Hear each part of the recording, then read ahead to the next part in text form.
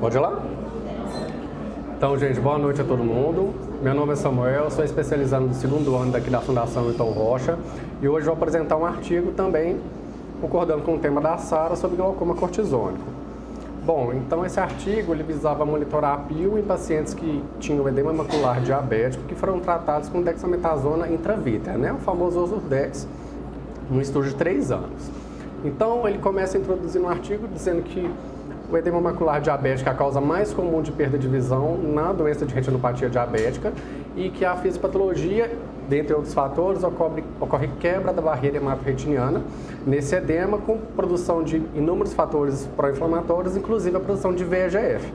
E os esteroides, ele vem justamente na contramão, tentando inibir essa expressão do VEGF, dentre outros mediadores inflamatórios, reduzir a leucostase e estabilizar o endotélio vascular e as junções de adesão entre as células, né? Então, o que é o Ozurdex? O Ozurdex é um implante intravítreco de dexametasona, que é considerado um corticoide potente. E a vantagem dele é que ele reduz a necessidade de sucessivos implantes, né? E o objetivo do artigo, então, foi avaliar a ocorrência, o manejo e o significado clínico de aumento de PIO em pacientes com edema macular diabético que foram tratados com Ozurdex. Bom, nos métodos, né? Um estudo randomizado, multicêntrico, com 3 anos de duração, com um N de 1.048 pacientes com edema macular diabético, eles foram randomizados em 3 grupos. O primeiro recebeu um implante de dexametasona com 0,7 mg, e o segundo com a metade da dosagem, e o procedimento sham foi o terceiro, que é um procedimento invasivo, porém não ocorre a introdução do corticoide, né? O retratamento desses pacientes ele foi permitido desde que o intervalo mínimo de 6 meses fosse respeitado e um número máximo de 7 injeções de aplicação, né? E foi medida também a espessura central da retina através do OCT e ele tinha que ter mais de 300 micrômetros de espessura, né? Dentro de um subcampo macular de 1 milímetro do olho de estudo.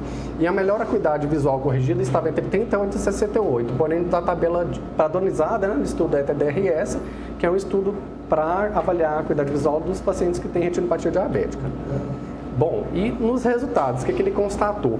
Que houve um aumento maior ou igual a 10 milímetros na PIO referente a uma linha de base de medida.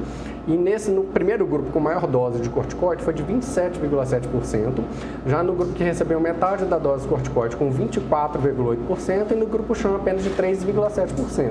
E não houve aumento de PIO com as repetidas injeções. E os hipotensores, né, para tentar regulamentar esse aumento de PIO, foi usado em 41,5% no primeiro grupo, 37,6% no segundo e no grupo sham só em 9,1%. E apenas um paciente de todos, né, de cada grupo dos implantes com DEX, então foram 2 no total, que foi submetido a TREC para poder fazer o controle desse aumento de PIO.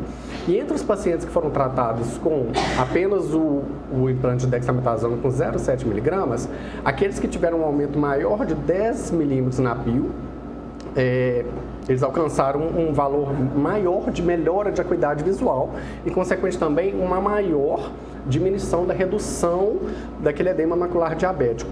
Então, a gente vê que a média de mudança de espessura central de retina foi de 127 micrômetros, comparado àqueles que não tiveram um aumento relativo de maior que 10 milímetros na PIO, né? E o aumento de PIO foi observado em mais ou menos 1/3 de todos os participantes tratados com implante de dexametasona. Os aumentos foram mais significativos nos primeiros 3 meses de tratamento e a redução média da espessura central de retina foi numericamente maior naqueles pacientes que tiveram um aumento acentuado de PIO, de maior de 10 milímetros de mercúrio após o tratamento com implante, né? Em comparação àqueles pacientes que não tiveram esse aumento. Em relação ao implante de 0,7 mg, ele tem maior eficácia e duração de ação, por isso que ele é o padrão escolhido mesmo para tratar nesses casos, em relação ao de 0,35, porque ele tem maior tempo de ação mesmo. Os efeitos de implante do dexametasona na PIO foram semelhantes aos olhos fáscicos e pseudofáscicos. Então, a gente recomenda foi observado, né, que recomenda-se um acompanhamento de 6 a 8 semanas após a injeção, com o objetivo de monitorar a PIO, justamente porque foi nesse período em que ocorreu maior prevalência do aumento de PIO nesses pacientes após o implante. E o aumento de PIO geralmente é menos grave e menos frequentes com os implantes de dexametasona do que observados aqueles que foram submetidos ao implante de triancinolona. E não houve foi uma limitação de estudo em que não houve muita padronização com o uso de potensor. Então, geralmente o tratamento era individualizado, dependendo tanto de aumento de pio, era administrado determinado potensor, que também não foi especificado pelo artigo. E uma outra limitação do estudo é que houve muita variação de critério entre os pesquisadores para classificar efeitos adversos. Então, quando que eu vou realmente classificar isso como hipertensão ocular ou como foi realmente um glaucoma decorrente do aumento desse implante de dexametasona? E também faltou um protocolo de avaliação, né, mais rígido, um padrão para avaliar todos os pacientes, em relação ao dano de nervo óptico. Então aqui ele coloca uma tabela principal dos efeitos adversos. O primeiro deles, em maior porcentagem, é o aumento da pio, a ocorrência de hipertensão intraocular, depois os glaucomas de ângulo aberto e depois fechado. Em conclusão, o artigo é bem rapidinho mesmo, que mostrou que o implante de dexametasona demonstrou benefício claro no tratamento dos pacientes com edema macular diabético, apesar do aumento de pio. E que implantes sequenciais não tiveram efeito cumulativo nesse aumento de pio.